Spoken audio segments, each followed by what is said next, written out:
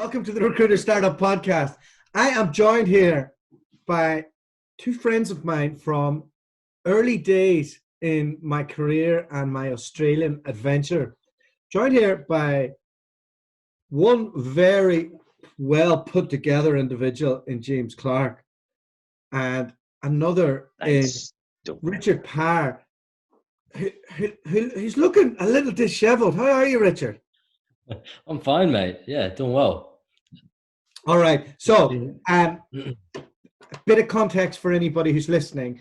I used to work with both Richard and James at Robert Walters with either of them, and during the 3 odd years that I was there. We had lots of fun, and it was great times. James, give us a bit of background into what you've done since that. Yeah, no, thanks, Dualta, and it's great to be here, mate, with you and with your listeners as well. Well, Dualta, I'm trying to think back when that was actually, mate. I want to place it at 2012. 2012 was when we stopped working together at RW. I'm pretty sure that would be about right. So after that, mate, well, there were a few things going on at the time. When I was still working with you there at Robert Walters, I had just become what is known as in Australia as a registered migration agent. So basically, I had a license that I got after studying migration law here in Australia. And after getting that license, thought I'd try my hand at helping people with their visa processes into Australia. So in 2012, I decided to move on from the recruitment game and start my own migration consultancy. That's how it started. 8 years later, it's kind of morphed into a fair few other things. But okay, give us the strands of what it's morphed into. Yeah, sure. So the first thing it was me working out of little virtual offices around the Perth CBD, CBD, and meeting with clients there, coffee shops, etc. Consulting with them on their visa process into Australia, and then got too busy, so I had to take on another migration agent, and then had to take on another 2 migration agents, and then another, and then etc. And so we grew from that initial place of just really me as a sole kind of sole flyer, if you like. And then going back to 2016, 2017, we started working in the international education space as well. So helping people predominantly coming into Australia from overseas to study. So enrolling in their university course here or their college, whatever it might be. And then in 2017, my company actually merged with a much larger business known as Ling Hang, which is a China-backed business, where we entered into a JV. And since then, we grew from being about 7 people to last count today around 45 now that I look after. So in 2017, with the merger, we then went and set up our Brisbane, Sydney, Melbourne, Adelaide offices. We set up our London office, our Chicago office, and we've got 8 cities in China where we have staff as well now. Wow. And how did you get Richard a visa to live in Australia? Yeah, look, that was a hard one. Richard, where did you come into the picture here? I think it was. I thought we were going to set up our own recruitment company. Where did it all go wrong? Yeah, this is the the inception of that. We're still going to do that. So okay, we can have a serious chat about that afterwards. I have an idea for you. Great, that sounds good. This is the place to talk about it, right? This is the recruitment startup. Yeah. Hub. But Rich, what you went from Walters, and then you were in, was it Dimension Data? So I went from Walters, and then I went to a company called Candle ICT. Clarius, a part of the Clarius group, to run their infrastructure desk. And then I went to Hudson after that. Spent some time doing infrastructure and setting up infrastructure for Hudson, and then moved to Dimension Data to run the recruitment and to run the recruitment desk for about 2 years and manage WA. And then Since then, I moved back into recruitment for a company called FinExcel, and now running recruitment for LH Global. So it's been a few places I've been since then. And James, have you just been keeping an eye on Richie over the years, and the timing has just kind of presented itself? Because Richie's really talented at what he does. Yeah, no, he is. Absolutely. I mean, obviously, the three of us had some time working together at RW, and since then, we've kept in touch on and off through the years. I mean, it's been 8 years since our time together back at that firm. It's nuts. But it's quite funny. I mean, we've lived in the same city for most of that time. Really didn't have too much of an opportunity to catch up with each other. Saw each other on the terrace from time to time, but never, sorry for those who are not familiar with that word. That's St. George's Terrace in Perth. Bumped into each other on occasion, but never really made anything happen until last year. We started catching up a little bit more often, and I had some issues with part of my business that I needed some help with, and basically I cheated him into thinking it was a good idea to come and work with me. Well, I bet it is a good idea. Judging by the trajectory of where your career has gone so far, James, I'm sure it'll work out. Before I jump into kind of more recent stuff, can we just jump back to those early days? What was it like for the two of you being Australian and in a room full of expats in your own town? That's a bizarre I like, never had any Irishmen. I didn't know what an Irishman was before that, so yeah. You barely got to know it then. It was a good experience, especially that Walters environment. It was like a boiling room, right? So yeah, it was a bit of a boiler room. James, like, because you kind of you were out. You were probably actually in it when most of the expats were there in 2012. Yeah, correct. That's right. Yeah. There have been 3 Australians in the room. Yeah, that's right. Yeah. No, I think you're right there. Look, it was, I mean, I had lived internationally up until that point, really for quite some time anyway. I lived in Asia, as you know, for quite some time. And so spending time with expats for me was a little bit of the norm. But I would have to say it's a bit surreal, really, isn't it? I mean, in the middle of an Australian city, but really, as you said, I think there were 3. Let me think. No, maybe 4. Maybe there were 4 Aussies in a team of 25 in that office. Yeah. Aussies didn't want to do the job, mate. We're too lazy. Well, is there any merit to why there wasn't Australians going? Was it just because there was so much easy money to be made on the mining? Comparatively, no, I think because it was probably easier to hire somebody that was international and keep them in a job and wave the visa around, right? Make sure they stay. As they used to do. All right. Yeah. No, I think so. I think that's right. But also, I mean, recruitment's not an easy gig. It's a hard game. So, I think that you're on the ball, Dualta. I think there was easier money to be had at the time. You could work for 50% of the year and earn a couple $100,000. Do you do that, or do you slog your guts out from 7:30 a.m. in the morning until 6:30 p.m. at night? On a daily basis, working in recruitment. So, and in the early days when you were starting out, you had to work really hard in it to make it happen. And we had a very intense manager, and credit to her, I've taken a lot of stuff that she taught me into my absolutely, own. Yeah.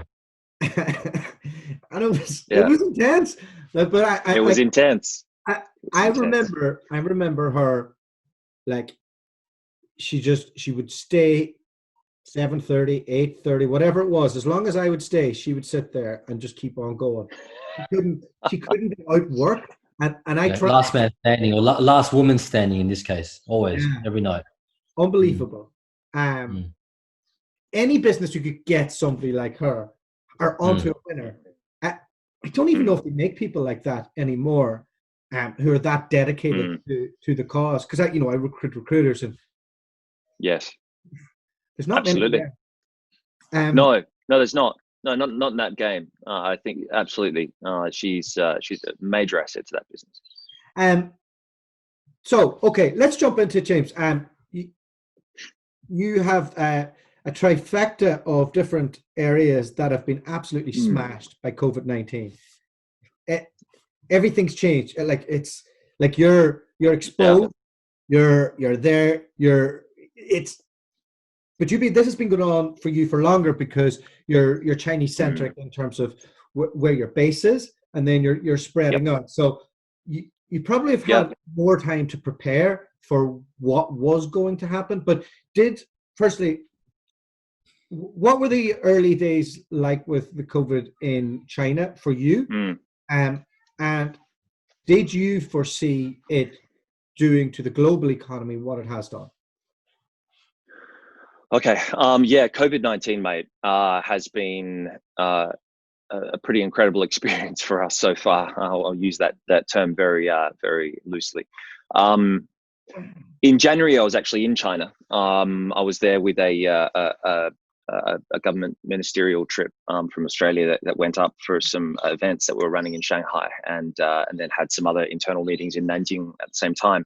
At that point in time, it just was kind of on the news as something that was going on in one particular city, which people are probably aware of, Wuhan, which has become quite famous through this. It's a beautiful city, and it's worth visiting when all this is over.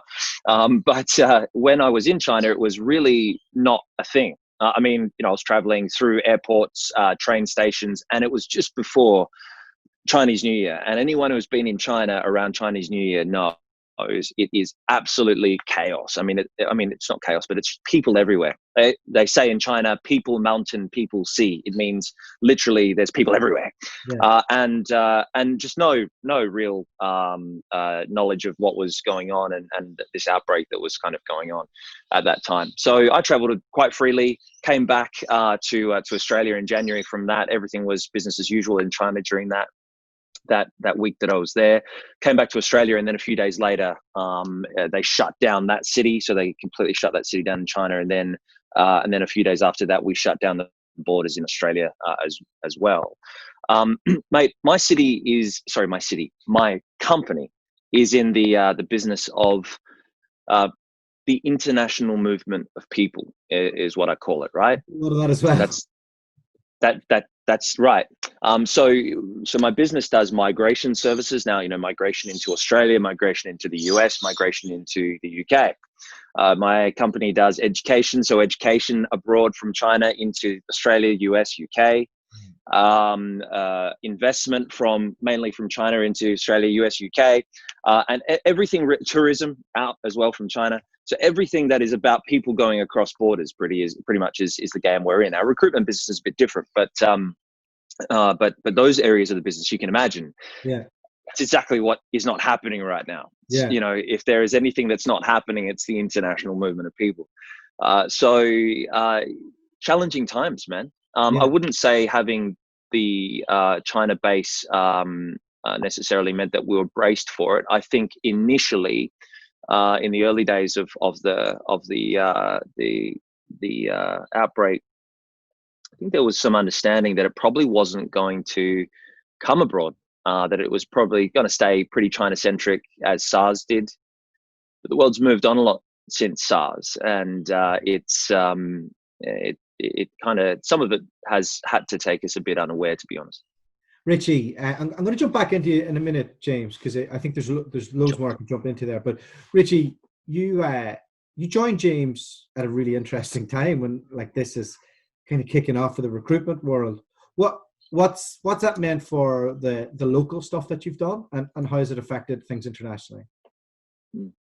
So I think I joined around September last year, and there was still some of the news going on about America and China and Huawei. So there was I guess some of those connotations going on. It didn't really affect what we were doing, except for one of our telco clients that that it sort of affected a little bit. But besides that, at the beginning, there wasn't much that it affected in terms of recruitment. Towards the beginning of COVID, a lot of my clients started to put things on hold, and a lot of clients started to stop hiring, obviously, or just wait for things to happen, and for news to be confirmed as to what's happening with all this. So as it stands right now, I've got a client that is waiting for the borders to open up because we want to hire somebody from India, and we can't at the moment for this project that's going to affect about 150 Catholic schools here in WA, a dynamics project. And without knowing when these borders are going to open up, these specialty skills that we're trying to get into to complete stuff like this just can't happen. So it's had a huge impact. We haven't made a single placement since the brunt of it has come upon us, and we're waiting for I can empathize with a lot of that. Today I'm bringing a judgment against the Dublin client who's refused to pay a fee.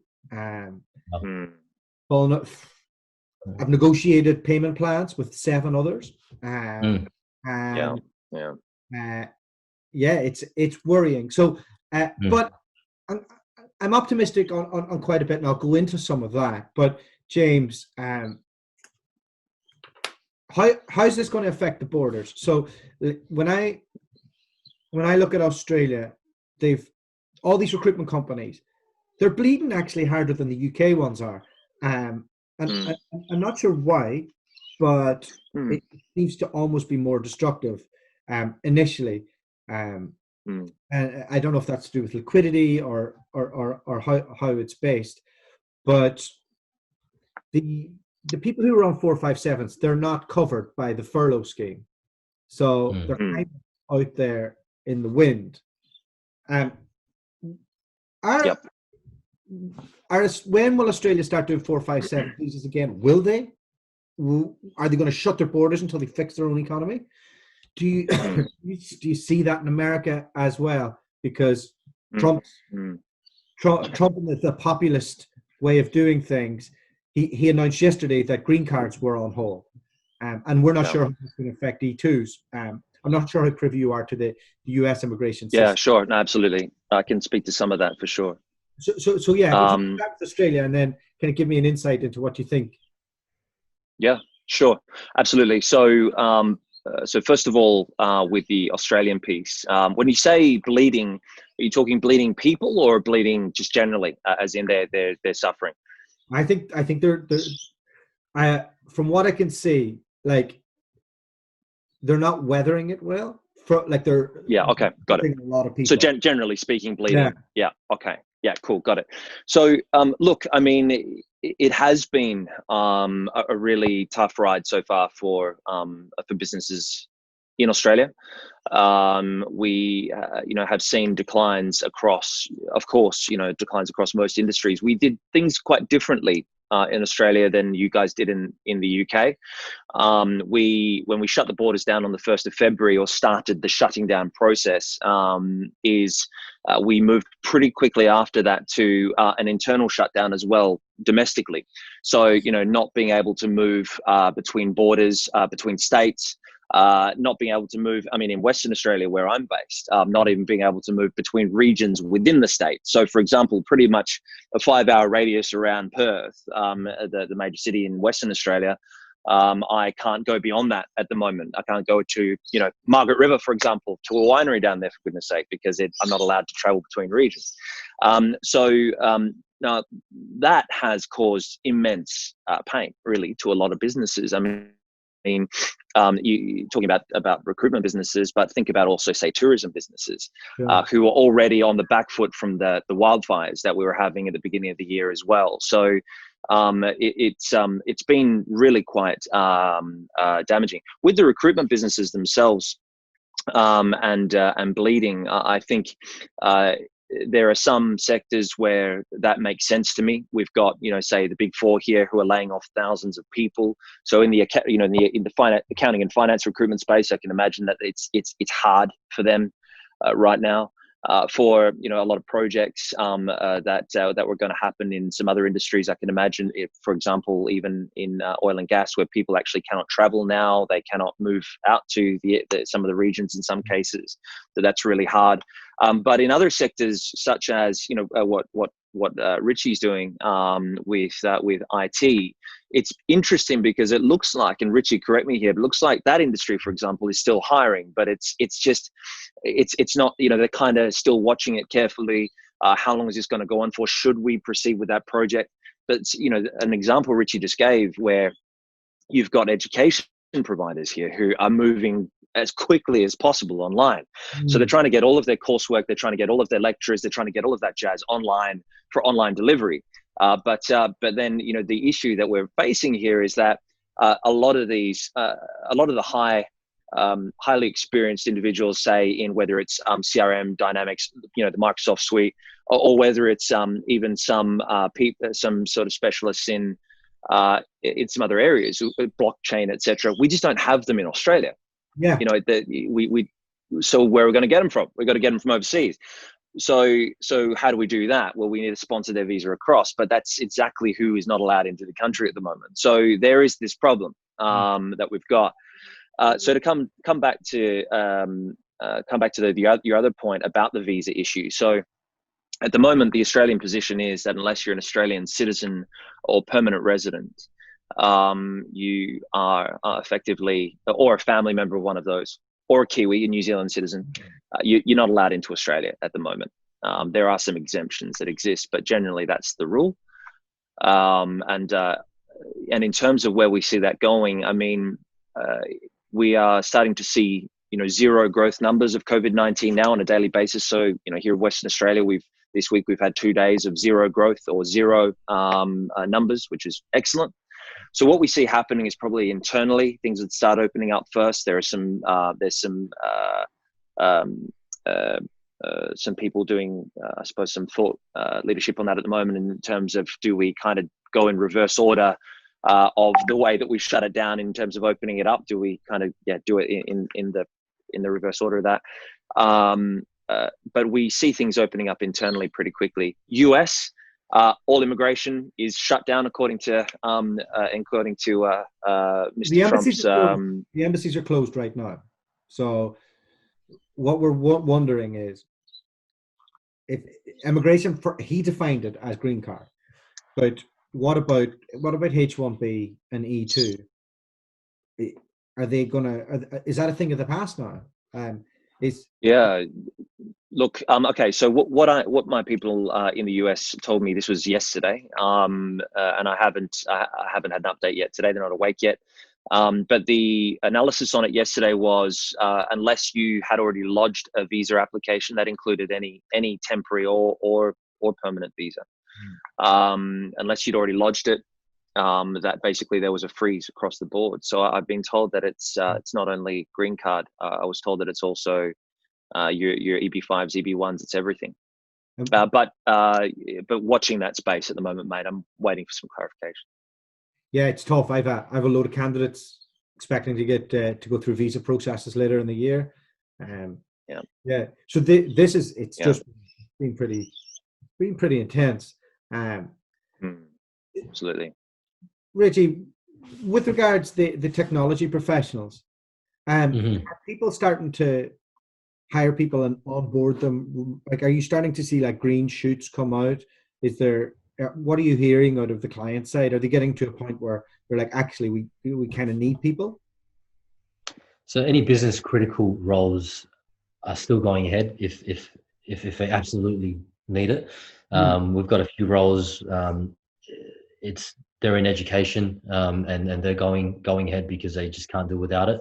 But anything that they can do without, they're not signing off on. And even anything that was in the pipeline has just been put on hold. They're just waiting and watching the news and waiting like everybody else, right? So there's no confirmation as to when it's gonna open up, or when these roles that have been put on hold are gonna come back. They're just sounds waiting.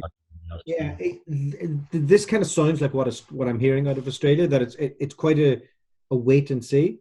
It is. In which Europe, is frustrating. Yeah. In Europe, in London, in major cities, I'm actually hearing the opposite. People are meaning the people are still hiring. Right. Like, so like recruitment firms are starting to ramp up. So essentially, right, everybody's been like all their mid-tier performers have been furloughed, and what they're doing is they're trying to get people from their competitors to improve the starting 11. So the longer that these people are on the bench, the less likely it is they're going to go back to that place. And everybody's contingency planning. Everybody thinks we're going to be back in business pretty soon. But I'm talking about major metropolitan cities, so it's slightly different. Have you explored pivoting your recruitment business into Chicago? Funny you say that. I just came back from Chicago. Okay. And what's the noises coming out of there? So overall, or you just in IT?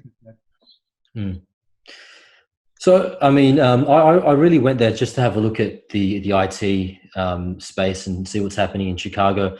Look, Chicago itself is turning into quite a busy startup hub, which made it really interesting for us to potentially go and start an IT recruitment desk over there, which is why I went and had a look. And I'm not sure how things are at the moment with COVID, because I got there on the 28th of February, and that's when, Washington had like 10 cases and nobody was really bothering too much about COVID. And then, as we all know, that really quickly changed, and now they're in lockdown just like everybody else, or under isolation. But when I was there, the startup scene was booming, and they had something like 350 emerging startups just in the city of Chicago. So I think in terms of IT and recruitment, once this is over, there's definitely a lot of potential there for technology. I'm not too sure about other industries. It's big for tech, and tech within life science, tech within fintech. James, how, as business leader, as an entrepreneur, what are you doing to pivot? What are you doing to keep going? Yeah, no, it's a really, really good question. So there's a few things that we're doing, but our business is quite complex. We've got effectively almost 5 mini businesses within the one business, so that they are all quite different, and they have to be. The approach has to be pretty nuanced and pretty sophisticated, to be honest. But with our recruitment businesses, as Rishi's just said, I think moving forwards, we definitely are looking at the US. We're looking at the market over there. Our Chicago office is quite well placed to have something built onto that in the IT recruitment space. And we think that's an area that we're really interested in looking at next. But for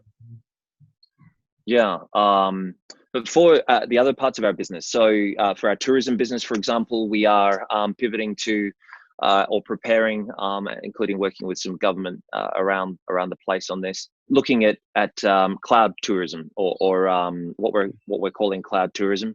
So basically online live streaming tourism services or products, where we take in particular our Chinese clients on tours with us, using their phones, and they're live streaming where they are, and where, having a look around Australia where we are, and or wherever. So next week we've got some of those projects that we're running together with some very well-known online or travel companies in China, and we're doing the Australian side. So a lot of live streaming or recorded mediums for our tourism business, just to stay relevant to our customers. In the hope that when things do open up again, that will remain relevant to them. With our migration business, look, that again, online delivery of content, of seminars, webinars, to try and get in front of potential clients who are still interested in migrating at some point. It's just, I'll tell you what happened though, is when the news of Spain and Italy really were all over the media. We saw our inquiries in China wanting to go abroad for migration education. They just went, straight down. As soon as the news of Spain and Italy were going nuts. People in China saw that actually we've got it under control in China. It's all good here. We're going back to work now, and it was out of control in the West. So that was interesting. So we've had to think about how we continue to get good messages across to the clients, how we continue to I keep on using the word, but be relevant to them. For the investment side, Oh, sorry, mate. Well, I probably was just about to preempt that piece. How do you manage down in this scenario, and how do you manage up in terms of your internal communications? Because when you're the sole founder and it's all your money, I mean, you don't really have to worry about the bigger picture and that to a point. But you're in a different scenario now where you're part of a bigger group. Yep. So what's that been like? Because that's something I've no experience of. Look, it's a really good question. It's I would say that communication to the board and between senior management and the board has increased by what it was previously by, I don't know, probably about 75% in terms of the frequency of the communication. Some other organizations that I sit on the board for, we've moved to weekly board meetings, for example, just to make sure that we are keeping our fingers on the pulse with what's actually happening in the market and with our own team and whatever. But no, it's a really good question. I mean, we've had to, we definitely have had to, unfortunately, lay some people off. Or people have had to been let go, and people that we didn't want to see go as well. It wasn't necessarily people that, were kind of hoping to push out the door. We've had to make some tough decisions with that, where we think that the recovery for those areas of the business is going to take a lot longer. And we can't, just keep on having the expenses. So we've had to do that. We've had to make some pretty tough calls in that space. But there have also been some areas, I have to say, that we've been glad for government stimulus in Australia, for example, where we have a fairly big employee base, and in the UK as well, which has been doing a lot. Can't say we've got a lot out of the US. Did you apply for any of the big loans? Yeah, I'm pretty sure all that money. I think the money's dried. It has dried up or is drying up pretty quick. And there were some areas. Terrific job. A very, very good job. But also as a foreign business or as an overseas enterprise going into the US, they don't really want to look after those businesses in the US. Yeah, I know. So, what does the future hold? When do we get back to a new normal? What's your prediction? What is a new normal? Yeah, because I think that it's always interesting to ask some people who have contacts with where the money is and where the visas are, because everything else trickles down. So what do you think? Well, I think the area where I'm probably the most where I might have more insight is on the China connection and what's happening. If we're talking about the money coming out of that part of the world, I think what we're seeing now is China is back to work. I mean, a big sign of that is the banqueting, for example. They've started up again, which is a big part of business culture in China. So over there, they have the factories started. People are back in the offices now, business as usual. And as I said, the banqueting. So they are now in a position where they're getting back to life as usual, or life as normal, or normal life. And I think what that means is that there's a lot of aspirational consumer sort of behavior there. So there are people there that have been locked, or they've locked themselves in their home with isolation for a couple of months. So they started going a little bit, loopy through that period. And then now they're starting to come out of that isolation, go back to work. They still have a lot of aspiration as to, I still want to go abroad. I want to maybe work abroad. I want to study abroad. I want to migrate. I want to go abroad and expand my business, but they can't. China outbound travel is not happening, and then travel inbound in all of our other countries. So we're all shut down our borders. So when does that open up again? It's the $1 million question, or actually I think it's more than $1 million. Actually, I think it's probably in the trillions of dollars. When do those borders start opening again? I have to say, some countries I think are better placed than others. Some have fared it better with the China relationship. The US-China thing, that's going to take a while, I think. I mean, we all hope that they'll kiss and make up soon, but that's a tough one. The UK, though, really positioned itself very well in its relationship with China through the process, and I think has been has been, applauded for the way that it dealt with that relationship. It did not shut down its borders so quickly. For example, it took a very different approach.